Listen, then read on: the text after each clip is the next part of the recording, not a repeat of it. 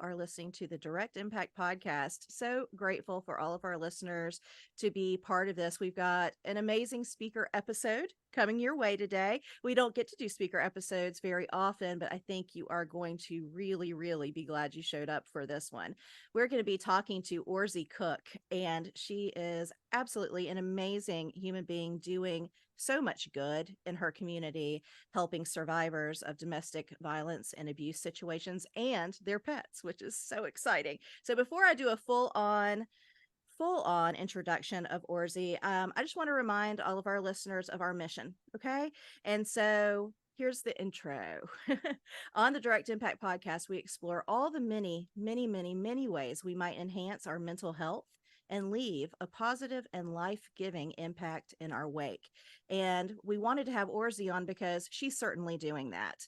Orazie is a dedicated advocate for domestic violence survivors and their beloved pets, with a passion for creating safe and loving environments, both for humans and animals. She established Praline's Backyard Foundation with the goal of breaking barriers faced by survivors with pets.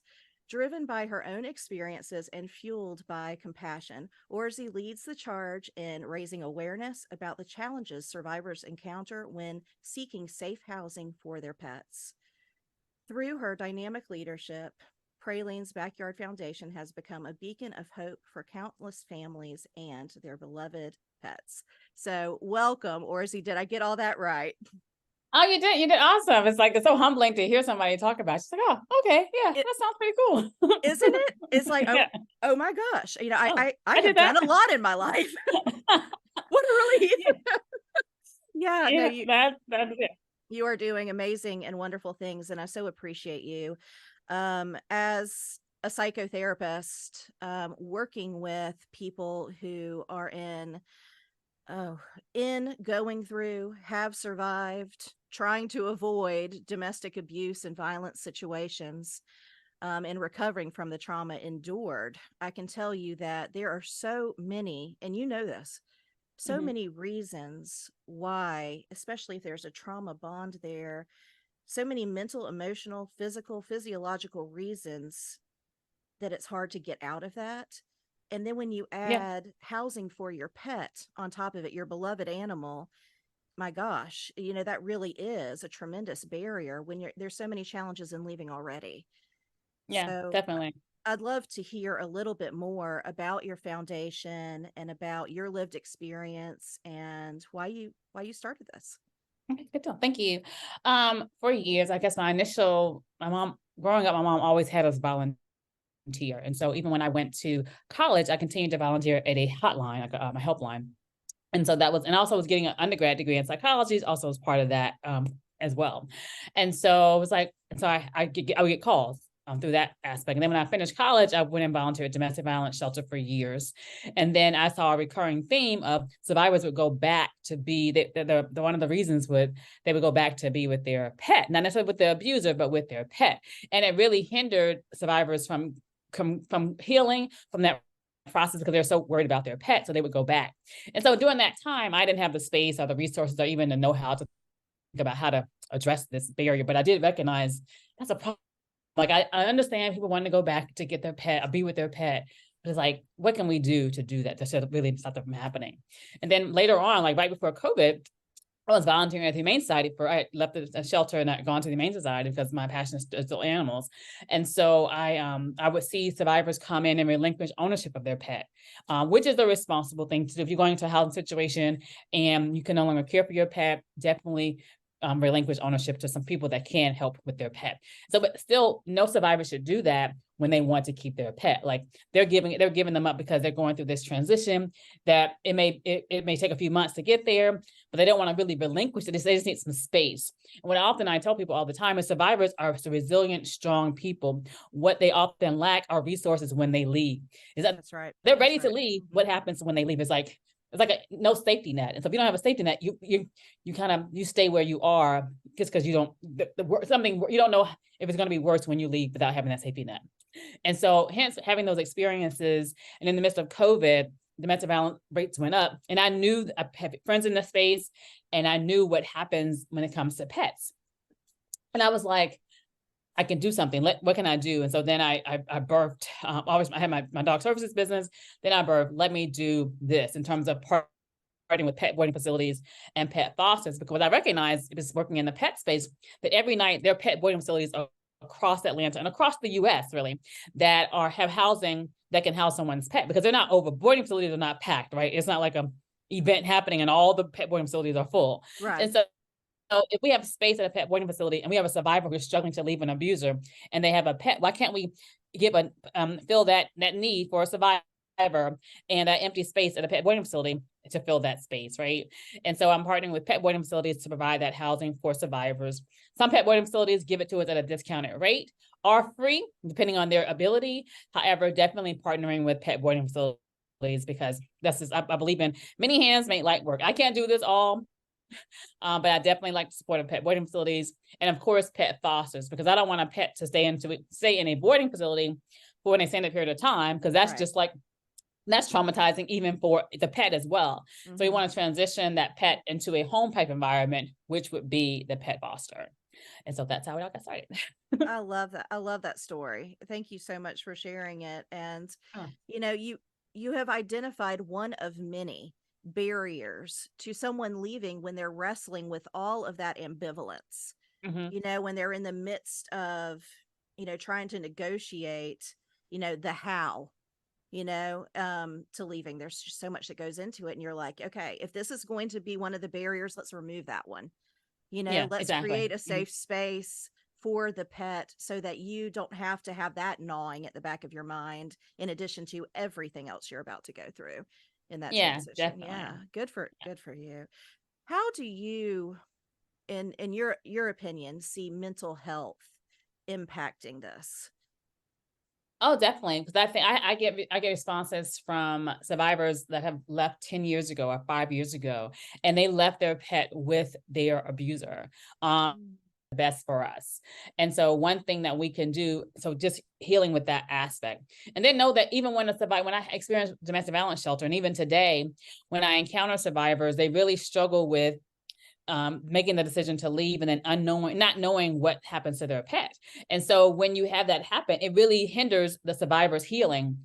If their pet, they don't know, are they either they left their pet, or if they have their pet is unstable. So they can't even recover, because they're dealing with wondering, is something going to happen to their pet, or just all of that. And so if we take that off the plate, having their pet taken care of, then they can really address their own mental health concerns in terms of healing from just The things I'm hearing you say, Orzie, is that it really does have a negative impact on the survivor's ability to heal, following all of the trauma. They're trying to heal from the abuse cycle, from the, you know, experiences that they endured in that pattern, that cycle of abuse. And they don't need that one more thing Mhm, to worry about, because there is such a healthy bond that's been established between them and their animals. Like, that mhm. pet is that safety blanket. That pet is that healthy bonding that they had. That pet, for probably a lot of people, is the one reason they got out of bed, to feed Yeah. and love on their pet. I mean, so to lose that, that's huge. Yeah, and That their has a pets are huge often their impact. therapy. Yeah. Pets can be our therapy for us. And so definitely when we're going through trauma, our pets are therapy. They're relaxing, they're calming to us.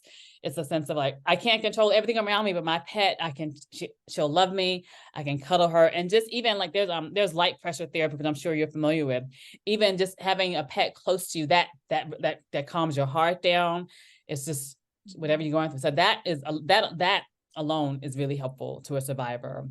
So yeah, or to all of us, not even just a Absolutely. survivor, but to all of us. But imagine going through abuse; it's even more so needed or helpful. Yeah, and I think all of us who have a beloved pet or animal in their life. I have a pig.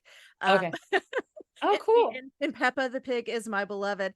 But we also we have cats, and we've had basset hounds, but I can tell you that the calming effect, how it really calms your central nervous system to be Mhm. close, to be connected, to press them against, to get that release of oxytocin that says you're safe and you're going to be okay. To lose that in the Yeah. midst of all Yeah. of the trauma, I can imagine it has a real negative impact, in addition to, it would prolong the process Yeah. of healing.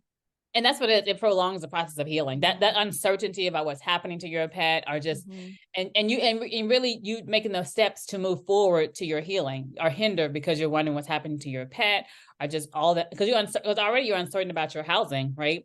If you don't have the means, even if you do have the means, it's like, am I going to save my mom, my sibling, and all the dynamics of that? Because I'm thinking I couldn't even live with my mom or my dad or my siblings, like, because I'm like, yeah, I don't want to go there, right? Not that they're Right. not helpful and great, but it's like, do I want to live with them again? And then you have to, in a situation for a few months or whatever it is, you're dealing with that. So do you want to have another thing to deal with? And so it's just like, how can we balance that out for Absolutely. you?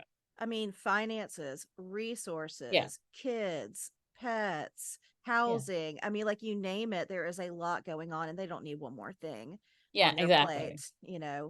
One more thing to have resistance and ambivalence around is not going to help somebody as they're contemplating leaving an abusive situation.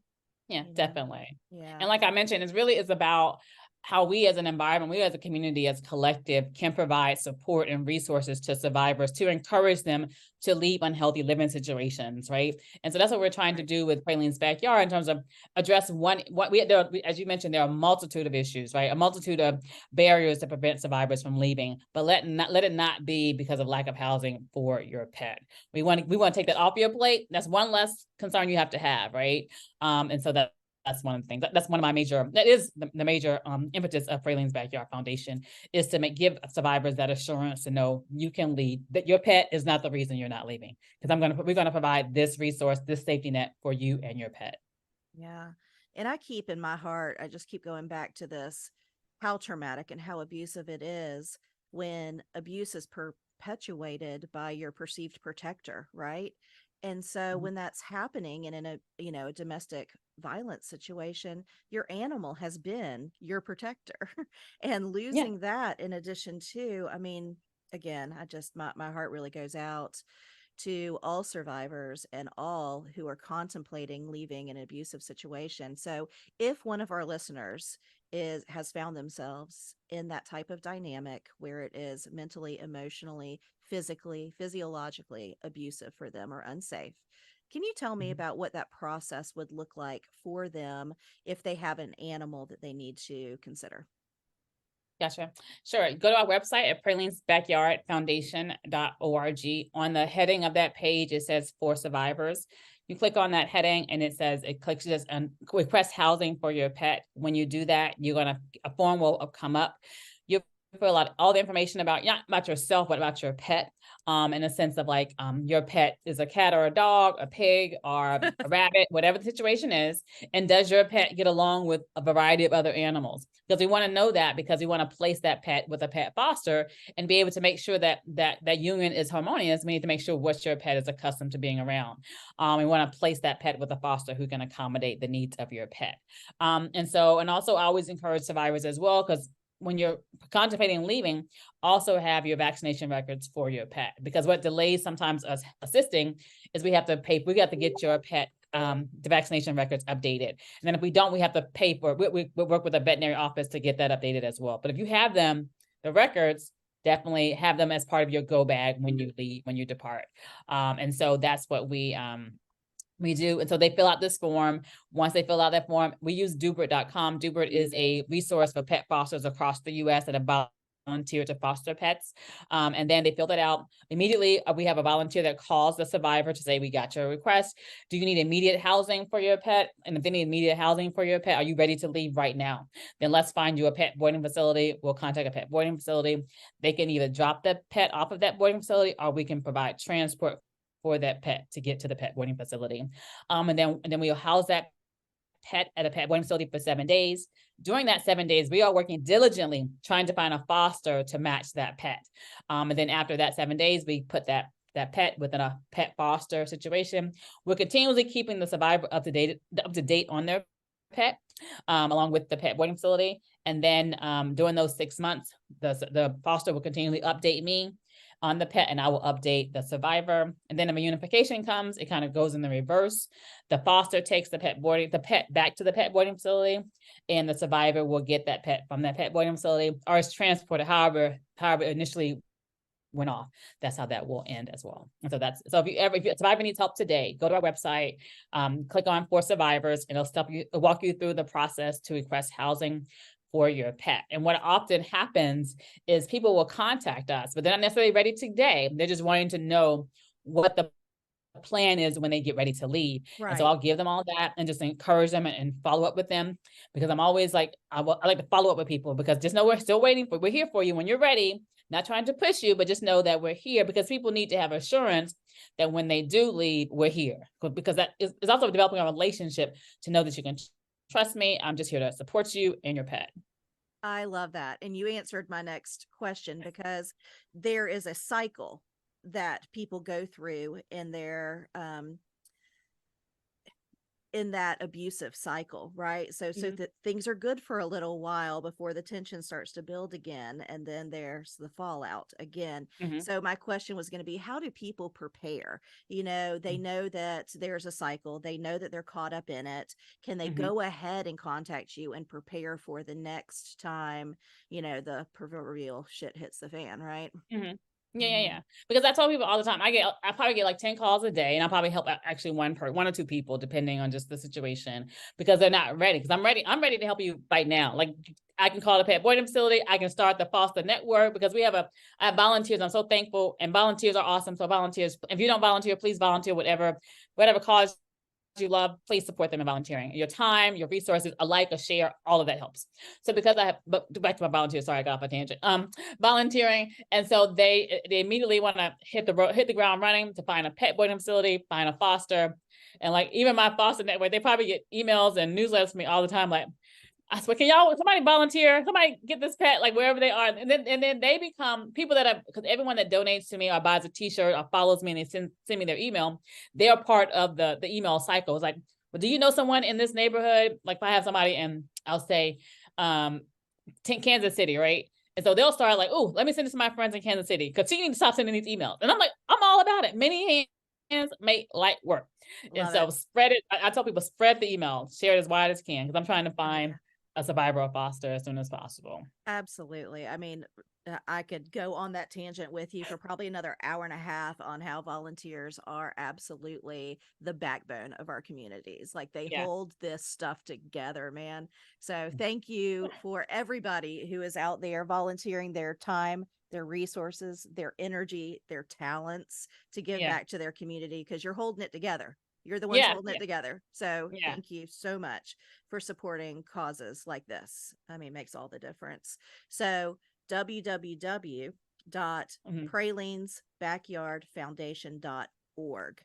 And I'm going to go ahead and spell that out for our audience, but it's PRALINES Backyard Foundation. Okay, .org. And Yes. please, if you know of anybody, if you are contemplating when it might, um, when again you might feel like you're getting to that place where you're ready to leave an abusive situation, please go ahead and reach out, get your ducks in a row. That's really, really important. So thank you so much for everything you do. If you had a call to action for our audience, what would your call to action be? Yes. My goal is always to educate 10 million people. 10 million people each year in the United States experience domestic violence. Each one of those survivors needs an advocate. So can you be an advocate and follow Praline's Backyard on TikTok, Instagram, Facebook, Threads, YouTube, everywhere? And when you follow, share it with one person. And so that way it just makes a domino effect, because I want to raise awareness among 10 million people. For each survivor, I want to have an advocate. And so that happens when each of us does and simple things such as like and share and A- follow. Absolutely. I mean, I think people really underestimate the direct impact that they have when they just do that one thing. And I mean, I think for a lot of us, it seems almost too small to consider, but it Hmm. has such a huge life-giving and, it, domino effect, Yep. right, in the Definitely. It world. So amplifies the voice, and the social media algorithms just like go crazy. Like, oh, okay, this is something of interest. And because when we share show interest in, I'll say, the stupidest thing can go viral overnight, right? And so Yeah. why can't something that's really helpful and really raise awareness about a really serious concern that survivors have each day, why can't we amplify that voice just as well? I did October is Domestic Violence Awareness Month, and so I'm trying to highlight different statistics around domestic violence. And one is 1 in 3 people either know someone who's been a survivor of domestic violence or is a survivor of domestic violence. And so once we realize how close the issue is to us, then maybe we can help raise awareness to the broader community. Yeah.